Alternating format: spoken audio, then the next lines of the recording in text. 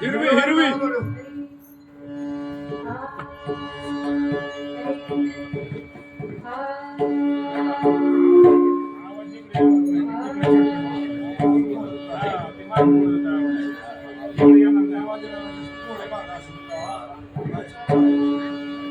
पंढरीची वारी आहे माझ्या हाती.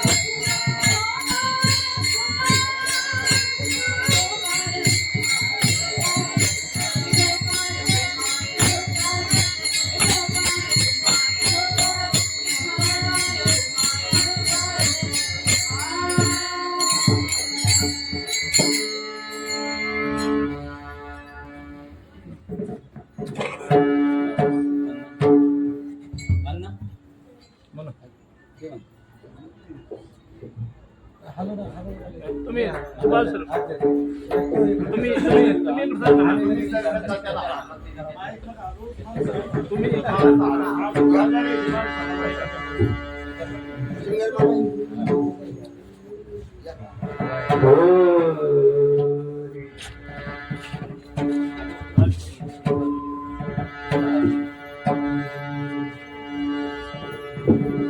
पंढरीची वारी आहे माझ्या घरी. पंढरीची वारी आहे माझ्या घरी.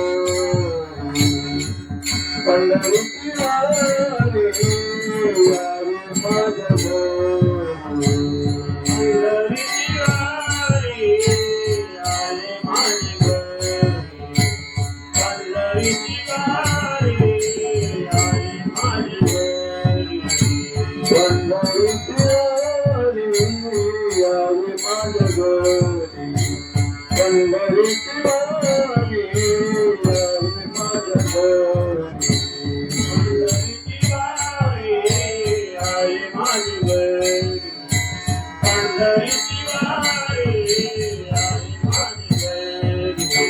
आणि कलाकारी कीर्तनात आणि कलिकारी कीर्तनात कीर्तनात एकादशी करीन उपवासी.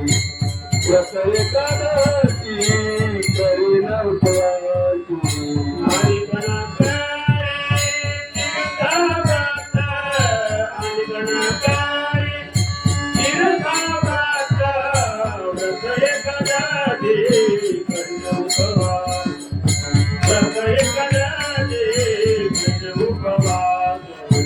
पंढरीची वारी आहे माझ्या घरी. पंढरीची वारी आहे माझ्या घरी. पंढरीची वारी आहे माझ्या घरी. पंढरीची वारी आहे माझ्या घरी. आणि कलाकारी आणि कनकारी कीर्तनात कीर्तनात व्रत एकादशी करीन उपवासी व्रत एकादशी करीन उपवासी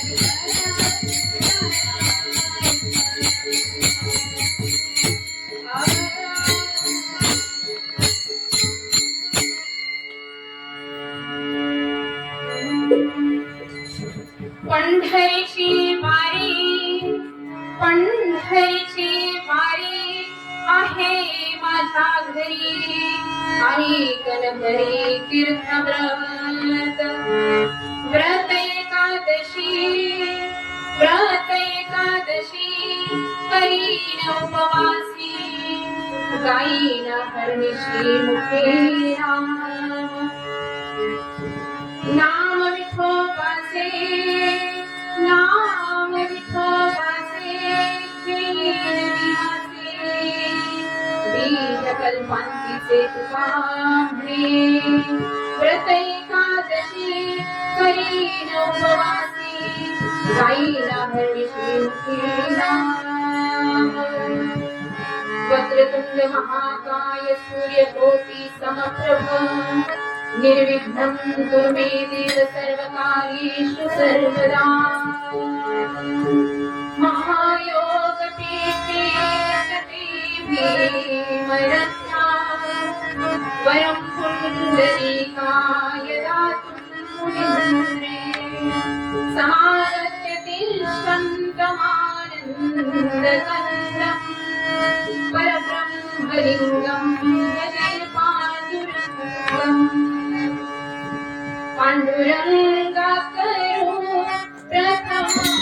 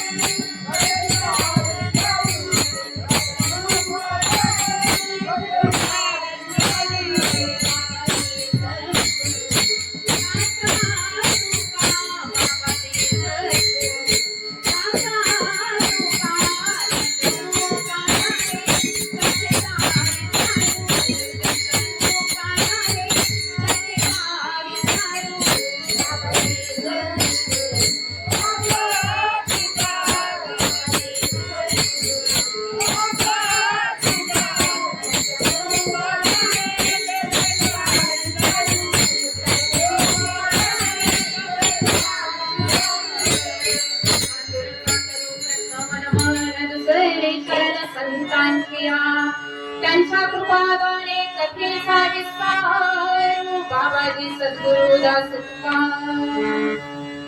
जयांचे केली स्मरण होय सकल विद्येचे अभिकरण तेची बंधू श्री चरण श्री गुरूंचे ते नमस्कारुणी आता ब्रह्मानंदं परमसुखदं केवलं ज्ञानमूर्तिं द्वन्द्वातीतं गगनसदृशं तत्त्वमस्यादिलक्ष्यम् एकं नित्यं विमलमचलं सर्वकी साक्षिभूतम् भावातीतं त्रिगुणरहितं सद्गुरुं नमामि।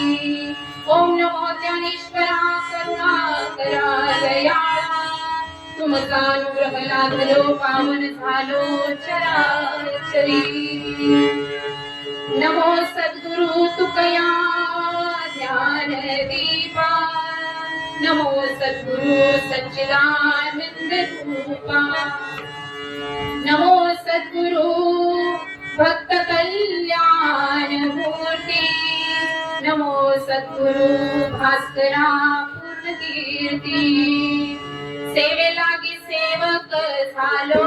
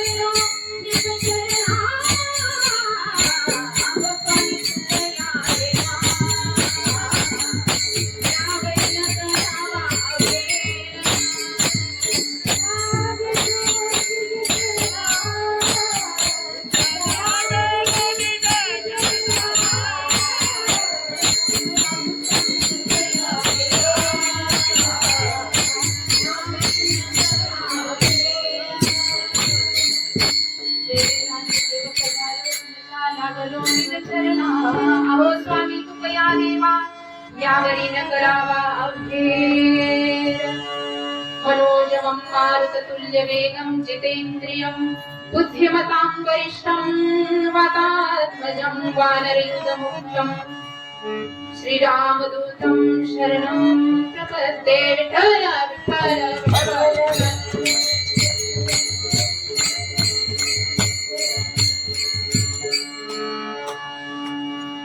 पंढरीची वारी आहे माझ्या घरी आणि कनकरी तीर्थव्रत व्रत एकादशी करीन उपवासी गाईन हरणीशी प्रस्तुत प्राप्त प्रसंगी सेवेसाठी निवडलेला अभंग जगत वंदनीय संत श्रेष्ठ जगद्गुरु देहुनिवासी संत तुकाराम महाराजांचा सर्वांच्या परिचयाचा सर्वांच्या पाठांतरातील उत्कृष्ट असा 3 चरणांचा हा अभंग सेवेसाठी निवडलेला आहे। या अभंगामध्ये तुकाराम महाराज आपल्याला सांगतात की खरं वैभव कोणतं आहे।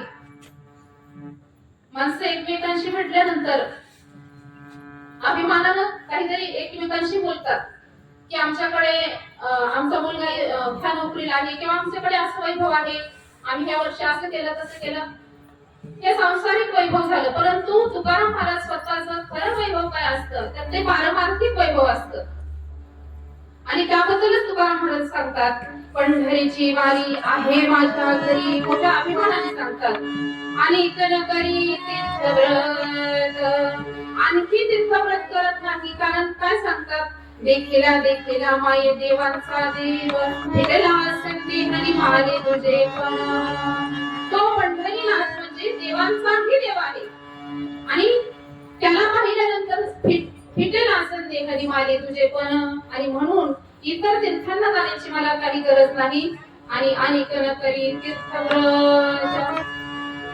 आणि दुसऱ्या चरणामध्ये सांगतात ज्या विठ्ठलाची आम्ही वारी करतोय भक्ती करतोय त्या पांडुरंगाला प्रिय असणारा एक व्रत आहे आणि ते म्हणजे व्रत एकादशी करीन उपवासी। आपण एकादशीचं व्रत करतो परंतु हे व्रत कसं आहे तर ते 3 दिवसाचं व्रत आहे आणि त्याची माहिती या दुसऱ्या चरणामध्ये आपल्याला तुकाराम महाराज सांगतात। व्रत एकादशी करीन उपवासी गाईन हरणीशी मुखी आणि सतत त्या परमेश्वराचं मी नाम घेत राहील। एकादशी व्रत करील पंढरीची वारी पण आमच्या घरी आहे आणि त्या परमेश्वराचं नाम घेत राहील। आणि कोणत्या परमेश्वराचं कोणाचं नाव घेईल तर 3ऱ्या चरणामध्ये सांगतात नाम विठोबाचे घेईन मी वाचे बीज कल्पांतीचे बीज कल्पांतीचे म्हणजे जसं एखादा वृक्ष लावल्यानंतर तो पूर्ण पाना फुलांनी फळांनी बहरतो आणि पुन्हा बीज रूपामध्ये एकत्रित होतो तसं हा बीज रूपी परमात्मा पांडुरंग आहे आणि म्हणून ते सांगतात नाम विठोबाचे घेईन मी वाचे बीज कल्पांतीचे तुला म्हणे असा या अभंगाचा भावार्थ आहे। विठ्ठल विठ्ठल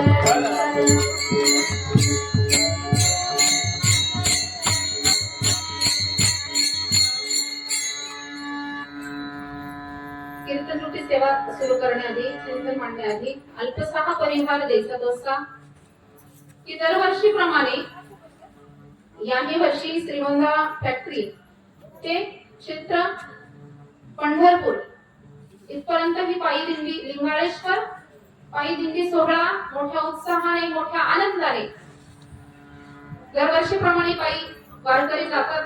काही वर्षी चाललेले आहोत सगळे वारकरी आपण आणि त्या निमित्ताने आज 3ऱ्या दिवसाची ही कीर्तन रूपी सेवा माझ्या वाट्याला आलेली आहे आणि माझं भाग्य समजते आबा महाराज असतील आणि सगळे ग्रामस्थ असतील त्यांच्या वतीने माझ्याकडे ही कीर्तन रूपी सेवा आलेली आहे।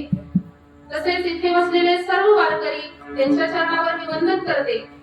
तसेच साथीला असणारे सर्व टाळकरी मंडळी त्यांच्या चरणावर वंदन करते। उत्कृष्ट असा मृदंग वादक आहेत त्यांच्या चरणावर मी वंदन करते. हार्मोनियमवर माझे वडील आहेत त्यांच्या चरणावर मी वंदन करते आणि सेवेला प्रारंभ करते. विठ्ठल विठ्ठल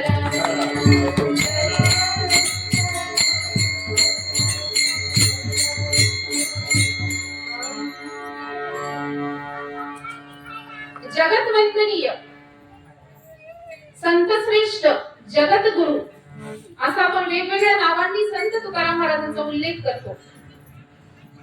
मग जगत गुरु म्हणण्याचा उद्देश काय आहे तर या जगाला आपल्या सर्वांना ज्ञान देण्याचं कार्य कोणी केलं असेल तर संतांनी केलं आहे आणि त्याच्यात जगद्गुरु आपण संत तुकाराम महाराजांना ती पदवी देतो. जगाचा गुरु होण्याचं भाग्य संत ज्ञानेश्वर सांगतात की जो जसं एखाद्याला आपण काजळ घातल्यानंतर बाळाला काजळ का घालतो तर त्याची दृष्टी स्वच्छ व्हावी, त्याला यथार्थ जे स्पष्ट दिसावं, दिव्य त्याला दृष्टी यावी म्हणून काजळ अंजन घातलं जातं. त्याप्रमाणे गुरुचं काम असतं आणि गुरु काय करतो तर आपल्या नेत्रांमध्ये ज्ञानांजन घालतो, ज्ञानाचं अंजन घालतो म्हणजे आपल्याला ज्ञान करून देतो, यथार्थ ज्ञान आपल्याला देतो. गुरु घाली ज्ञानांजन गुरु दाखवी निज ध्यान. गुरु आपल्याला निज ध्यान म्हणजे आपण कोण आहोत, आपण त्या परमात्म्याचे अंश आहोत आणि तो आपला आत्मा जो आहे तोच तो पांडुरंग परमात्मा आहे आणि ह्याचं निज ध्यान दाखवतात, त्या परमात्म्याची ओळख करून देतात. असं हे गुरुचं काम आपल्या संत तुकाराम महाराजांनी केलेलं आहे. कशा प्रकारे केलेलं आहे तर गाथा त्यांनी निर्माण केलेला आहे. गाथामधले अभंग साध्या सरळ सोप्या भाषेमध्ये आपल्याला त्यांनी आपल्या पुढे मांडलेले आहेत. जसं एखादी वस्तू निर्माण केली कंपनीने, एखादी समजा मोबाईल तयार केलाय किंवा एखादी गाडी तयार केली तर त्या गाडीला चालवण्यासाठी त्याचं काहीतरी सिस्टीम असते किंवा त्याचं काही माहिती असते की अशा प्रकारे तुम्ही चालवल्यानंतर ती योग्य पद्धतीने चालेल. तसं मानवा सगळी सृष्टी निर्माण केली आणि ती सृष्टी निर्माण केल्यानंतर या मानवानं या मानव देहामध्ये येऊन कसं वागलं पाहिजे, काय केलं पाहिजे, भगवंताला कसं प्राप्त करून घेतलं पाहिजे, हे सगळं ज्ञान वेदांमध्ये लिहून ठेवलेलं आहे. स्वतः भगवंताच्याकडून हे वेद आलेले आहेत. परंतु काय झालंय आपल्याला ते वेद सगळे संस्कृत मध्ये आहेत आणि संस्कृत मध्ये असल्यामुळं आपल्याला ते समजत नाही किंवा खरं ज्ञान आपल्याला कळत नाही आणि म्हणून ते वेदांचं सार तुकाराम महाराजांनी त्यांच्या अभंगामध्ये लिहिलेलं आहे. म्हणून आपण ते अभंग वाचले पाहिजेत, त्याचं अनुकरण आपल्या जीवनामध्ये केलं पाहिजे. असं त्यांचं वर्णन अनेक संतांनी केलं आहे.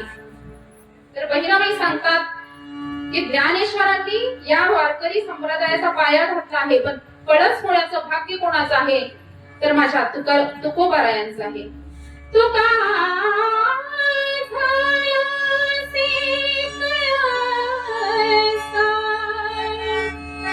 भजन करा सावकाश वही म्हणे भडकविती गजा निरपण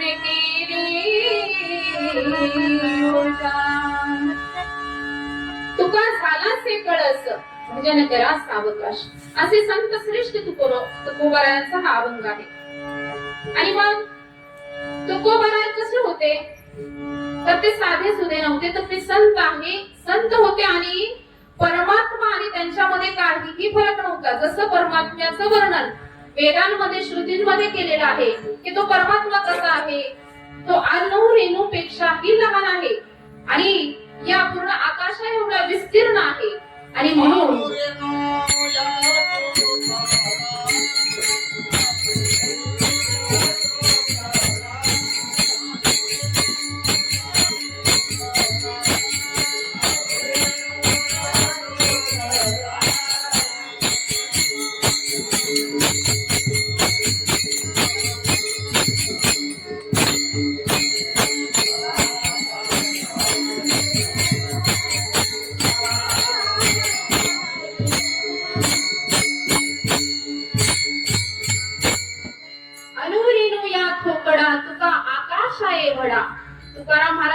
साधे सुधे नाहीत तर ते माणूसच नाहीत, संत नव्हती माणसासारखे. म्हणजे संत हे देवच असतात, देव ते संत.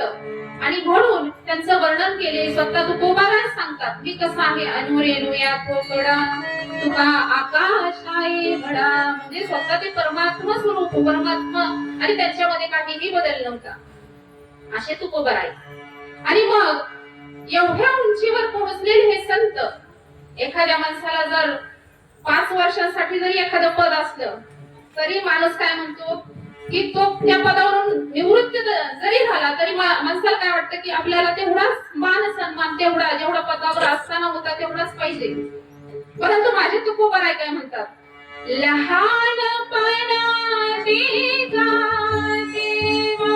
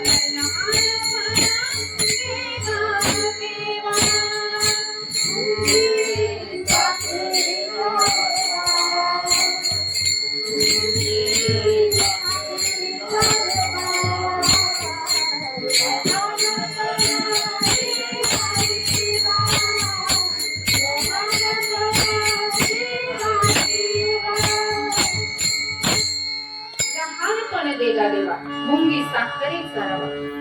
माझे तुकोबाराय परमेश्वरावर काय मागून घेताय तर लहानपण दे.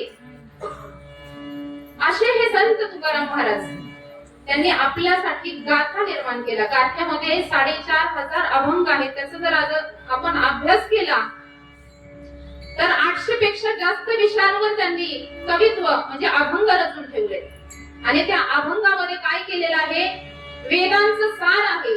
आपण कसं वागलं पाहिजे, काय केलं पाहिजे, मनुष्य जन्म कशासाठी आहे आणि परमगतीला त्याने कसं केलं पाहिजे, त्या परमात्म्याला कसं पांडुरंगाला आपलंसं केलं पाहिजे, हे ज्ञान त्या वेदांचं सगळं सार त्याच्यामध्ये आहे. परंतु त्या काळच्या लोकांना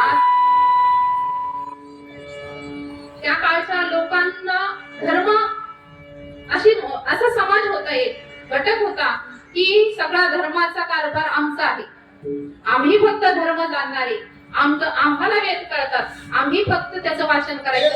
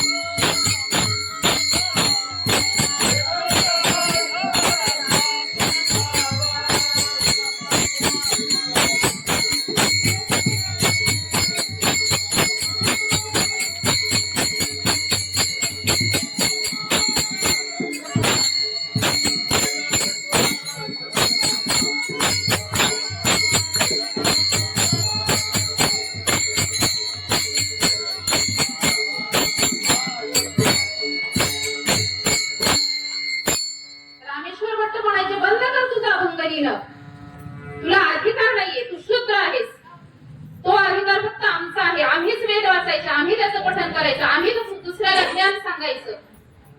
त्यांना का असं वाटत होतं, कारण की हे अभंग म्हणजे ज्ञानाचं भांडार आहे. आणि हे सामान्य आपल्या, आता हा पंढरीची वारी आहे माझ्या घरी, त्या शब्दांमध्ये काय आहे, आपल्याला सगळ्यांना समजतात हे शब्द. तसं सगळ्या लोकांना ते शब्द समजायला लागले होते, खरं ज्ञान त्यांना कळायला लागलं होतं. आणि खरं ज्ञान सगळ्यांना सांगण्याचा अधिकार असं वाटलं त्यांना की आम्हाला कोणी किंमत देणार नाही. आणि म्हणून त्यांना म्हणतात त्यांना बरफट शब्दात तुकाराम महाराज सांगतात, वेदांचा तो अर्थ आम्हासीच ठावा येरानी महाभार माथा. वेदांमध्ये जो अर्थ आहे ना तो आम्हाला माहिती. कोण म्हणतायत? तुकोबाराय म्हणतायत. कारण त्यांना तो अर्थ त्या परमेश्वराच्या कृपेने समजलेला होता, कारण ते परमेश्वर स्वरूपच होऊन गेलेले होते. आणि मग वेदांचा तो अर्थ आम्हासीच ठावा येरानी महाभार माथा. तुम्ही फक्त माथा म्हणजे तो फक्त तुमच्या जवळ ठेवा, वाचन करा, पण त्याचा अर्थ तुम्हाला कळलेला नाही. एवढं ठामपणे का म्हणतात तुकाराम महाराज? माझे युक्तीचा नव्हे हा प्रकार, मज विश्वंभर बोलवितो. माझ्या युक्तीचा, माझ्या कल्पनेचा हा काही प्रकार नाही. तुम्हाला साक्षात विश्वंभर म्हणजे पांडुरंग मला बोलवतोय. माझ्या कल्पनेने मी हे अभंग लिहित नाही, तर साक्षात पांडुरंग मला हे सांगतोय आणि म्हणून मी हे अभंग लिहितो. आपुले यावेळी नाही मी बोलत, सखा कृपावंत माझ्याची. असे माझे तुकोबार आहे. आणि मग हे सगळं झालं, परंतु त्या लोकांच्या काही लक्षात आलं नाही. आणि शेवटी रामेश्वर भट्टांनी त्यांना सांगितलं, तुमच्या त्या अभंगाच्या वह्या घ्या आणि त्या इंद्रायणीच्या डोहामध्ये डुबून टाका. आणि मग भक्त असे असतात की त्यांना माहितीये भगवंत आपल्याला जे काही प्रसंग आपल्या वाट्याला देतात, जे काही प्रसंग वाईट चांगले ते आपल्या कल्याणासाठी परमेश्वर आपल्या वाट्याला देतात. आणि म्हणून परमेश्वराची इच्छा म्हणून त्यांनी तुकोबारा यांनी एक मोठा दगड बांधला आणि फडक्यामध्ये त्या वह्या बांधल्या आणि त्या इंद्रायणीच्या डोहामध्ये टाकून दिल्या. आणि त्या देहूच्या मंदिरासमोर 13 दिवस अन्नाचा कणही घेतला नाही तुकोबारा यांनी. आणि 13 दिवस तिथे त्या परमेश्वराचा धावा करू लागले. का रे परमेश्वरा, का असं केलं असेल तू? राम कृष्ण हरी, राम कृष्ण हरी सतत नाम मंत्रामध्ये ते मग्न झाले. आणि 13 दिवसानंतर त्यांचे जे सहकारी होते त्यांच्या स्वप्नामध्ये परमेश्वर गेले आणि सांगितलं पांडुरंगाने की उद्या म्हणजे 13व्या दिवशी तुमचा तो तुकोबारायांचा गाथा इंद्रायणीच्या डोहावर तरणार आहे. आणि मग 13व्या दिवशी सगळे तिथे गावकरी जमा झाले आणि साक्षात्कार झाला. साक्षात पांडुरंग तो वह्या घेऊन त्या इंद्रायणीच्या डोहाच्या वरती तरंगल्या. जळी दगडासहित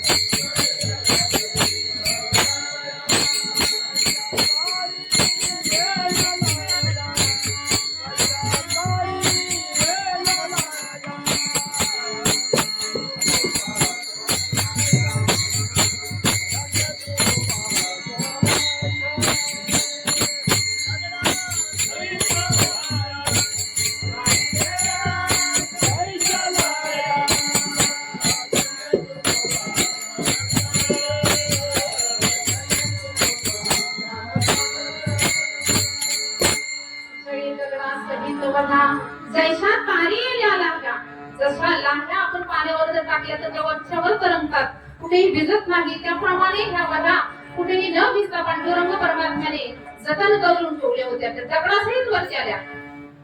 इतकं सामर्थ्य तुकोबारायांचं होतं.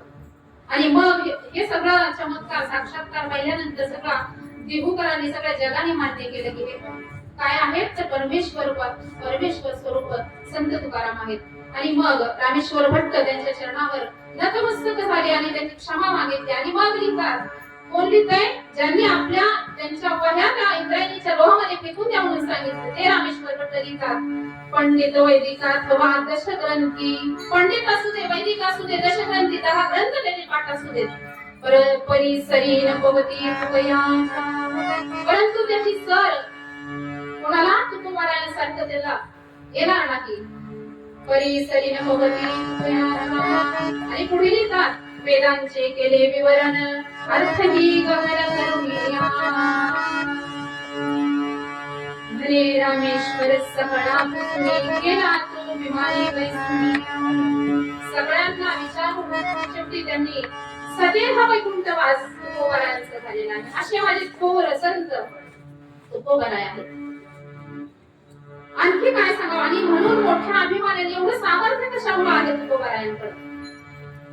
पंढरीची वारी आहे माझ्याकडे आणि इथे नगरी कीर्तन. वारी करणारे हे वारकरी आहेत तुकोबाराय. आणि वारकऱ्याबद्दल थोडंसं सांगणार आहे मी.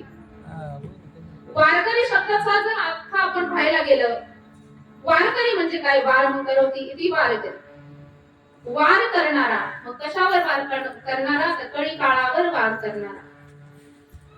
या षडविकारांवर काम, क्रोध, मद, मत्सर, लोभ, अहंकार, हे सगळं पूजा अर्चा, सगळं वारी हे कशासाठी करायचे आपल्याला? तर आपल्यामधला अंतःकरणामध्ये तो परमात्मा बसलेला आहे, पण आपल्याला त्याची जाणीव नाही. का नाही? तर हे विकार आपल्यामध्ये आहेत. ते विकार घालवण्याचं काम म्हणजे ही वारी आहे. आपण वारीला जातो, खऱ्या अर्थाने वारकरी आहोत का हे आपण आपलं तपासायचे. तुकाराम महाराज सांगतात, जगा काळ खाय आम्ही माथा दिला पाय. जगाला सगळ्यांना काळाचं भय आहे, मृत्यूचं भय आहे. का आहे? का आहे? कारण ते सत्य त्यांना माहिती नाही, तो परमात्मा त्यांच्यापासून लांब आहे. आणि मग ते म्हणतात, जगा काळ खाय आम्ही माथा दिला पाय. आम्ही मात्र घाबरत नाही. संत कधी घाबरले का? मृत्यू त्यांनी स्वतः, ज्यावेळेस त्यांचं कर्म कार्य पूर्ण झालं, जगाच्या कल्याणा संतांच्या विभूती, देह कष्टविधी परोपकारी, सगळ्यांच्या कल्याणासाठी संत पृथ्वी तलावर या मृत्यू लोकामध्ये अवतरित होतात. आणि त्यांचं कार्य संपलं की ते काय करतात? या जगाचा निरोप घेतात. संजीवन समाधी सगळ्या संतांनी घेतलेली आहे. माझे तुकोबाराय सदैव वैकुंठ गमन त्यांचं झालेलं आहे. असे संत तुकोबाराय. जगात काळ खाय, सगळ्यांना मृत्यूचं भय आहे, पण त्यांना होतं का? नाही. आणि मग काय नव्हतं? आपल्याला मृत्यूचं भय काय का आहे? तुकोबाराय सांगतात, हरी भजनी हे ढवळले जग, सुख मिळाला गसळी काळाचा. आम्ही हरिभजन केलं आणि आमच्या या देहाचा उद्धार करून घेतलाय. तसं तुम्ही सगळ्यांनी हरिभजन केलं पाहिजे, तर तुमचा उद्धार होणार आहे. तसं वारकरी शब्दाचा अर्थ आहे की तुम्ही नामस्मरणामध्ये सतत राहिलं पाहिजे. आणि या कळी काळावर ते मृत्यूचं भय हे राहणार नाही. वारकरी षडविकारांवर वार करणारा वारकरी. काम, क्रोध, मद, मत्सर, लोभ, अहंकार या सगळ्यांवर वार. आपण हे संतांचं चरित्र का ऐकायचे? का ऐकायचे? कारण आपल्याला कसं जगावं हे काहीतरी आदर्श आपल्या पुढे संतांनी आपल्याला दाखवून दिलाय की ह्या मार्गाने तुम्ही जा, असं असं जगा, तर तुमचा उद्धार होणार आहे. म्हणून संत चरित्र आपण ऐकावं लागते. तुकोबारायांच्या जीवनामध्ये अनेक प्रसंग आले. काम नाही झालो पाती रिकामा. ते म्हणतात, काम नाही म्हणजे कुठलीच कामना, कुठलीच इच्छा, वाईट चांगली कुठलंच काहीच राहिलं नाही. एक प्रसंग असा आहे, ज्यावेळेस ते भंडारा डोंगरावर जायचे आणि तिथं गेल्यानंतर नामस्मरणामध्ये मग्न असायचे. वृक्षवेली सगळीकडे हिरवगार आणि त्या चिंतनामध्ये, त्या पांडुरंगाच्या परमात्म्याच्या चिंतनामध्ये एकाग्र व्हायचे. आणि परंतु प्रत्येक गावामध्ये जसं दुर्जन असतातच, काही लोक असतात, चांगली गोष्ट कोणी करायला गेलं की मध्ये काहीतरी बोलणार किंवा आडवं घालणार. तसं तुकोबाराय भंडारा डोंगरावर गेले आणि त्या दुर्जनांनी ठरवलं की काय करायचं. एका स्त्रीला, दुर्जन स्त्रीला तिथे पाठवून दिलं आणि सांगितलं की त्यांना काय कर, बोलवण्यासाठी पाठवून दिलं, वश करण्यासाठी. ती स्त्री आली आणि अनेक प्रकारे त्यांना बोलवण्याचा प्रयत्न तिने चालू केला. परंतु तुकोबाराय काय म्हणतात, जाई ओ माये न करी सायास. जा तू माई, आई तुम्हाला रुक्मिणी माते समान आहेस, तू इथून निघून जा. जाई ओ माये न करी सायास, आम्ही विष्णुदास तैसे नव्हे, आम्ही विष्णुदास तैसे नहो. तैसे म्हणजे कसे? विश्वामित्रांनी तपश्चर्या केली, परंतु ती पूर्ण झाली का? तर नाही झाली. परंतु ते ठामपणे सांगतात, आम्ही विष्णुदास तैसे नहो. अशा प्रकारे त्यांनी काम, क्रोध या सगळ्यांवर विजय मिळवला होता. कारण त्यांचा पूर्ण देहच पांडुरंग विठ्ठल विठ्ठल नामाने भरून गेला होता. तो काम भरे देहा भरिला विठ्ठले, तो काम भरे देहा भरिला विठ्ठले, काम क्रोध केले धरले.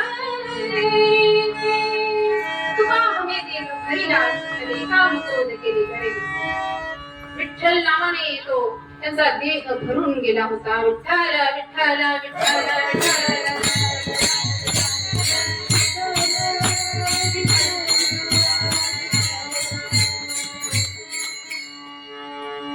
त्यांच्या जीवनात असे अनेक प्रसंग आले ज्यावेळेस ही सगळी कीर्ती त्यांची शिवाजी महाराजांच्या कानावर पडली. त्यावेळेस त्यांना असं वाटलं की आपणही कीर्तनाला जावं आणि त्यांना काहीतरी भेटवस्तू आपल्याकडून द्यावी. म्हणून शिवाजी महाराजांनी काय केलं की सोनं नाणं हिरे माणिक मोती सगळं म्हणून त्यांच्या नजराना सैनिकांसमोर पाठवल्या. परंतु तुकाराम महाराजांना खरं सुख कशात आहे हे कळलं होतं. म्हणून ते सांगतात सोने रुपये आम्हा मृत्तिके समान गे माणिके पाषाण खडे जैसे. हे सोनं नाणं सगळं मातीप्रमाणे आहे आणि हिरे माणिक मोती हे आमच्या कामाचं काही नाही, हे परत घेऊन जा. आणि सैनिकांना सांगितलं ते परत घेऊन गेले. म्हणजे काम नाही क्रोध नाही, काम क्रोध मद मत्सर जेव्हा त्यांना समाजाच्या देहूमध्ये अशी काही लोक होती की त्यांना देखवतच नव्हतं. तुकोबाराय कसे कीर्तन करतात, कसं त्यांचं नाव मोठं होते, सगळं त्यांच्या पाया पडतात. म्हणून मंबाजीने काय केलं, त्याने ठरवलं की कसं करायचं आणि एका गाठायचं त्यांना. म्हणजे संधीच वाटच पाहत होते की कधी मला तुकोबाराय सापडतात आवडीत आणि कधी मी त्यांना मारतोय. एक दिवस मंबाजीने झाडं लावली होती त्यांच्या घराच्या शेजारी. त्यांच्या म्हशीने तुकोबाराय यांच्या ते पाला खाल्ला. त्याच्याहून त्यांनी भांडणं सुरू केली. पण एवढी भांडणं करता येत नाहीत ना मारण्याची. मग काय केलं, त्या मंदिराच्या कडेने काटे टाकून ठेवले. आणि मग ज्या वेळेस त्या एकादशीच्या दिवशी सगळे लोक प्रदक्षिणा घालणार त्याने काटे टाकून ठेवले. ते तुकोबाराय काढायला लागले तर त्याच्यावरून जे भांडण सुरू केले 20 काठ्या त्यांच्या अंगावर फोडल्या त्यांनी अंबाजीने. इतकं त्यांना मारलं, इतकं मारलं, शेवटी त्यांचे हात दुखून आले अंबाजीचे. मग शांत बसते. पण तुकोबारायांनी त्यांना एकही शब्दाने बोलले नाही. आणि जेव्हा कीर्तनाला उभे राहिले तेव्हा अंबाजी ते यायचे कीर्तनाला. ते दिसनात म्हणून कीर्तन मध्येच सोडलं आणि त्यांचे हात पाय लावायला तिकडे गेले. का नाही आले, तर हात पाय दुखतात. इतका द्वेष त्यांच्या मनामध्ये, तुकोबारायांच्या मनामध्ये द्वेष मत्सर हा नव्हता. कोण्याही जीवाचा न धरणो मत्सर.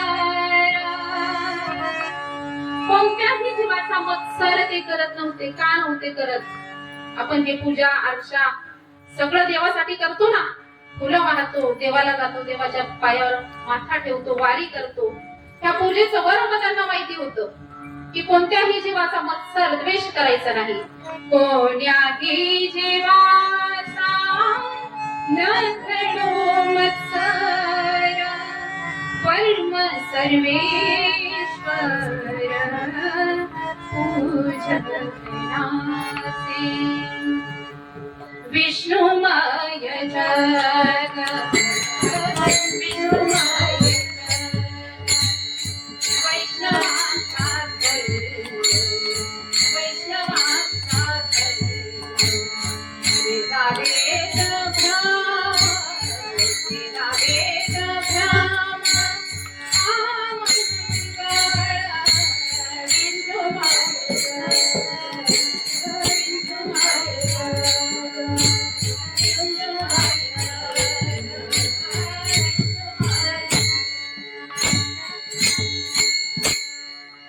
विष्णुमय जग वैष्णवांचा धर्म भेदा भेद भ्रम मंगळ. कोण्याही जीवाचा न घडो मत्सर.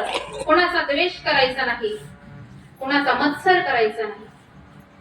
रामेश्वर भट्टाने एवढा त्रास दिला पण त्यांचा कधी त्यांनी तिरस्कार केला नाही. काम क्रोध मद मत्सर लोभ, लोभही नव्हता. अहंकार नाही. मज पामरा हे काय थोरपण पायीची वाहन पायीवरी. अहंकार गेला तुका म्हणे देव झाला. अशा प्रकारे एवढी पात्रता, एवढी अंगामध्ये आपल्या ह्या अषाढ विकार जायचे असतील, आपल्या मनामध्ये हे विकार घालवायचे असतील तर काय पाहिजे, आपल्या घरामध्ये काय पाहिजे, तर त्या पांडुरंगाचं परमात्म्याचं ध्यान पाहिजे, त्या विठ्ठलाचं नामस्मरण पाहिजे आणि आपल्या घरामध्ये ती वारी पाहिजे. आणि म्हणून तुकोबाराय पहिल्या चरणात सांगतात पंढरीची वारी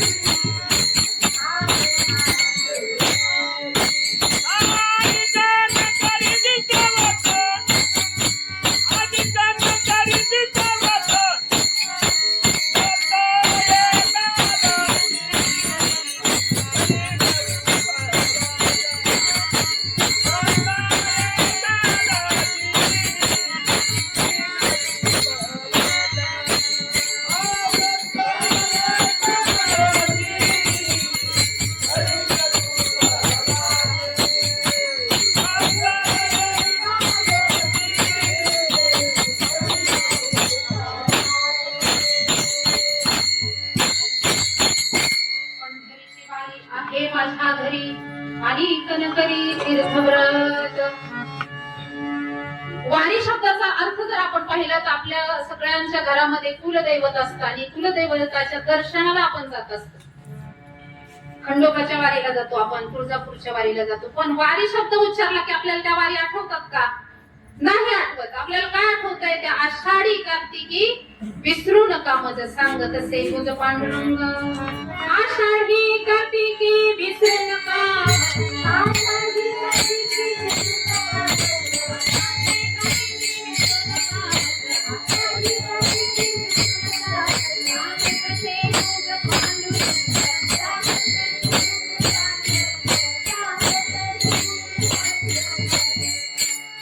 आषाढीची वारी आठवते, कार्तिकीची वारी आठवते, माघ वारी, चैत्र वारी, कोणाकडे महिना वारी. तसे तुकोबाराय यांच्या घरामध्ये ही वारीची परंपरा होती. तुकोबाराय म्हणतात, माझे कुळीचे दैवत बाप माझा पंढरीनाथ. माझ्या कुळीचं दैवत हे म्हणजे पंढरीनाथ आहे आणि म्हणून मी वारी करतो. पंढरीची वारी आहे माझ्या घरी. माझ्या वडिलांची मेराची गा देवा, तुझी चरण सेवा पांडुरंगा, तुझी चरण सेवा पांडुरंगा, तुझी चरण सेवा पांडुरंगा.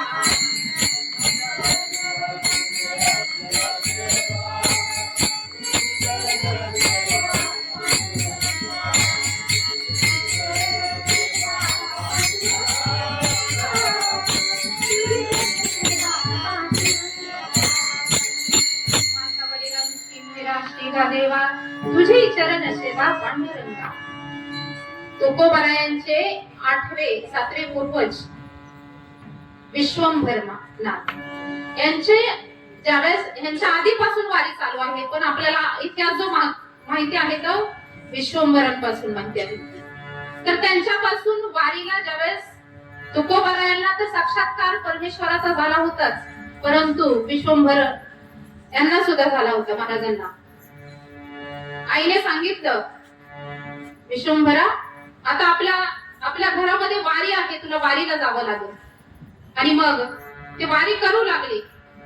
15 दिवसाला वारीला जायचे आणि गेल्यानंतर पांडुरंगाला पाहिलं त्यांनी वारी, डोळे भरून पाहिलं आणि चित्त मात्र त्याच ठिकाणी राहिलं. त्यांना पांडुरंगाला सारखे म्हणायचे, घरी आले ना ते देऊला की त्यांना करमायचंच नाही. काय करू पांडुरंगा, मला करमत नाही रे, माघारी जावत नाही. असं काहीतरी साधन सांग की तू सतत माझ्या समोर असला पाहिजे, माझ्या जवळ असला पाहिजे. आणि मग स्वतः पांडुरंग परमात्मा गुरु झाले आणि रामकृष्ण हरी हा मंत्र दिला. याची साधना विश्वंभर महाराजांनी चालू केली, परंतु तरीही त्यांना काही संतुष्टी वाटल्या. आणि मग तरी म्हणायचे, तेव्हा तू माझ्या जवळ पाहिजे, असं वाटतं घरी जाऊच नाही, तुझ्यापाशीच राहावं. आणि मग एक दिवस स्वप्नामध्ये आले आणि सांगितलं की मी अमराईमध्ये, देहूमध्ये जे अमराई आहे तिथं जा आणि मी तिथे आलेलो आहे, तिथून मला घेऊन ये. सगळे स्वप्नामध्ये हा दृष्टांत झाला. सगळे गावकरी त्या अमराईमध्ये गेले. सगळीकडे पाहिलं तर कुठंच काही दिसत नव्हतं, परंतु तुळशीचा सुगंध, त्या बुक्याचा सुगंध तिथे सुटला होता. आणि मग तिथं गेल्यानंतर माती उकरायला सुरुवात केली.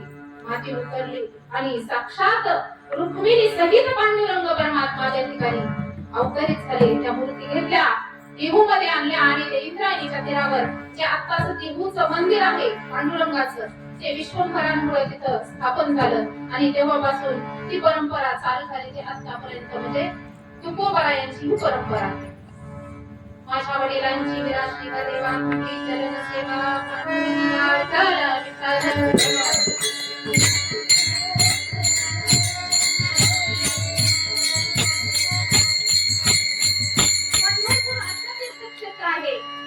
तीर्थ म्हणजे काय? पवित्र. क्षेत्र म्हणजे भूमी, पवित्र भूमी आहे. तिथं काय नाही, त्याचा लाभ काय आहे त्या वारीचा आणि त्या पुण्यभूमीमध्ये जाण्याचा. तर या जगामध्ये 3.5 कोटी तीर्थक्षेत्र आहेत. 3.5 कोटी तीर्थक्षेत्रांना आपलं जाणं होईल का? नाही होणार. ज्ञानेश्वर महाराज ज्ञानेश्वरीमध्ये सांगतात का तीर्थे जे त्रिभुवनी प्रति समुद्रावगमनी. सगळ्या तीर्थांचं जर तुम्हाला पुण्य पाहिजे असेल, स्नान घडवायचं असेल तर काय करा, समुद्राचं स्नान करा. परंतु माझ्या पंढरीचा त्या चंद्रभागेचा महिमा असा आहे, अवघीच तीर्थे घडली एक वेळा.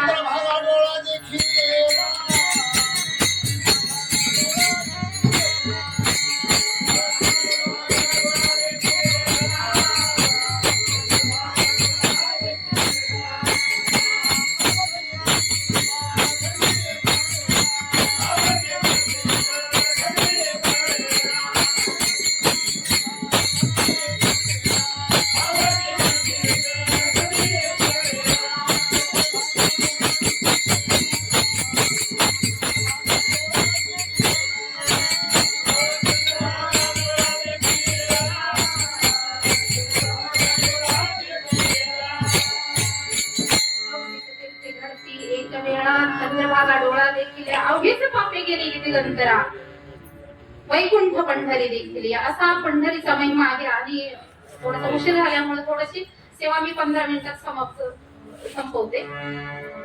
अशी ही वारी कोणी केली असेल तर अनेक संतांनी केली. परंतु एक चरित्र, तो पंढरीचा साधना कशी करावी तर चंद्रभागे स्नान विधितो हरिकथा ऐकायची ना. एक कथा थोडीशी मी सांगते.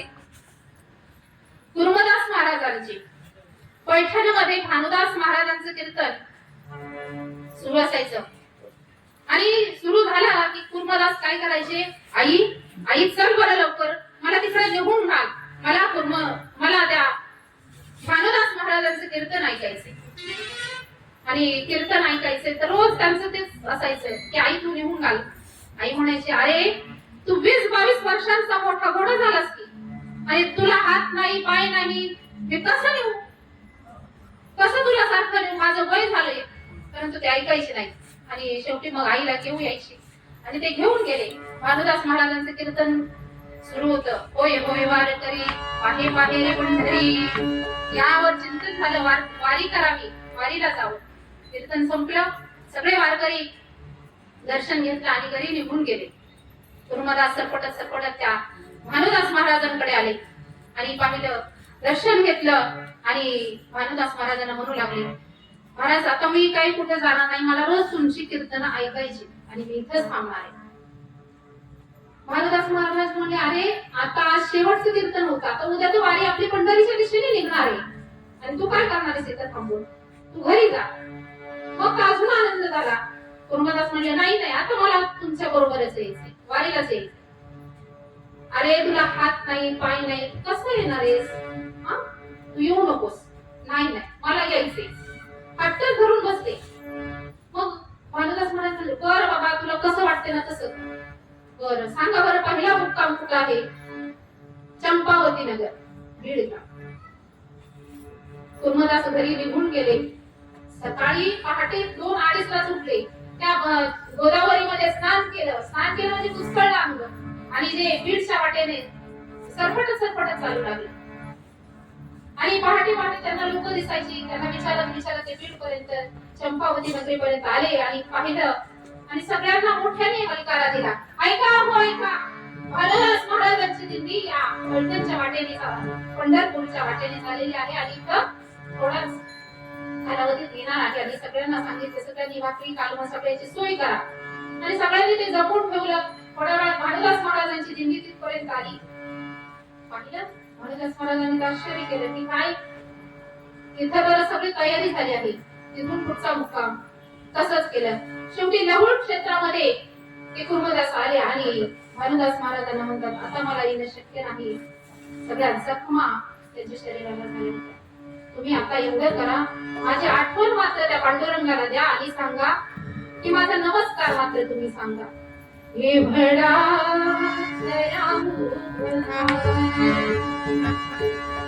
ये भडा देवा सांगा नमस्कार, दिवा सांगा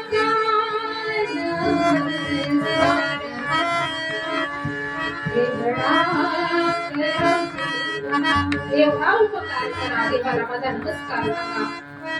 त्या जखमा पाहिल्या मनोदास महाराजांच्या हृदयामध्ये कालवा केल्याने आणि तिथून पुढे दिंडी सुरू झाली. पंढरपूरच्या दिशेने ज्ञानोबा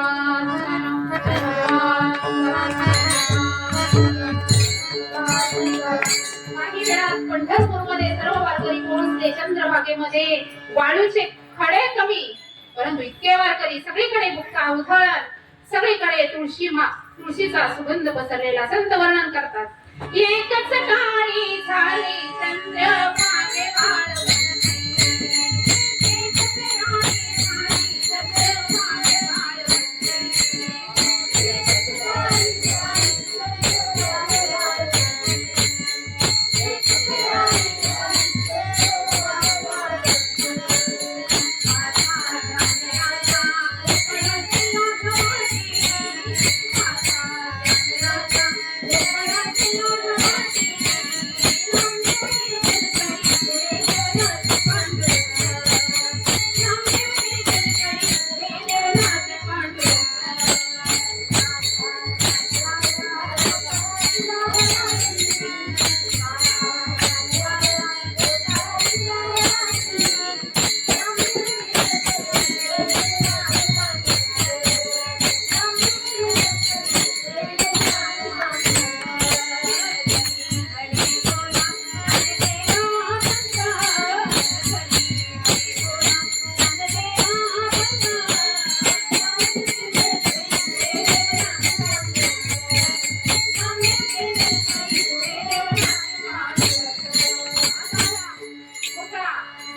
वारकरी पोहोचले आणि तिथं भानुदास महाराजांनी स्नान केले. चंद्रभागेचं स्नान झालं आणि मंदिराला वारीमध्ये उभे राहिले. पांडुरंगाकडे पाहिलं आणि पांडुरंगानं एकमेकांची नजर झाली आणि पांडुरंगाच्या पोटामध्ये कालवा कालत झाली. पांडुरंग परमात्म्याचं मूर्ती त्यावेळी केवळ टाकली, परंतु तेज मात्र त्या लहुळ क्षेत्रामध्ये आणि कोटी सूर्यांचं तेज लहुळ मध्ये सर्वांना काही कळेना. काय झाले पिवळा पितांबर कैसा